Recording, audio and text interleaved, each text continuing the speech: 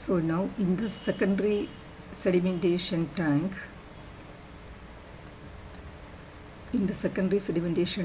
as we know, the sludge is supposed to be settled down, but due to the presence of the nitrate and nitrate which is oxidized, the sludge usually won't settle down.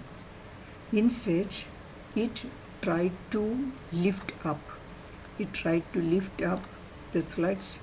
Instead of settling down, it tried to lift up.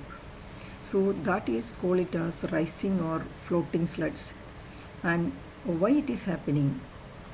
The sludge along with this nitrite and nitrate, when it enters the secondary sedimentation tank, where we know that there is no aeration, so the dissolved oxygen or DO content is very low, or it is under anaerobic condition. Hence, the facultative bacteria and the anaerobic bacteria, it starts converting these nitrates into nitrogen and oxygen. So that means they need nitrogen N2 and they need oxygen. So the nitrate and the nitrate and the nitrite both are converted into nitrogen and oxygen. So here the nitrogen is in the form of gaseous form, or in the form of gas, which will try to absorb over the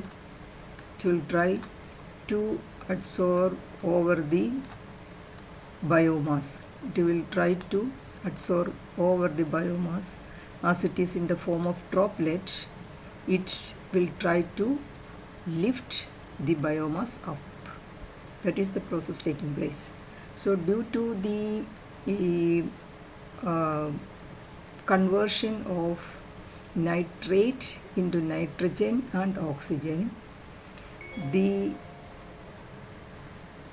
nitrogen which is in the form of gases or in the form of gaseous phase, it is trying to absorb over the surface of the biomass in the form of droplet and trying or lifting the biomass up. And this process is called it as denitrification. So the conversion of nitrate into nitrogen and oxygen is called it as denitrification. That means the rising or floating sludge is due to the nitrification taking place in the aeration tank, and as well as denitrification taking place in the secondary sedimentation tank. That is one of the reason where the operational problem is taking place.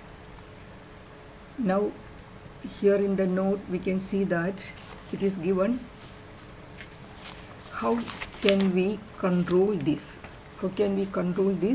So this problem we can overcome by increasing the return sludge or increasing the speed of the sludge scraper,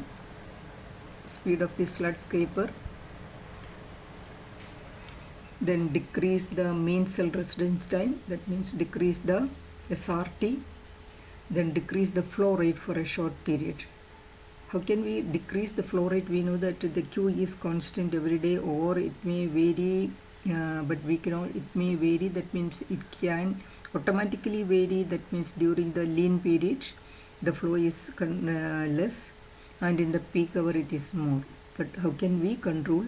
We have to have an equalization tank, or it is just like a storage tank, we know, where we will store the excess water and we reduce the inlet flow to the aeration tank, so that till the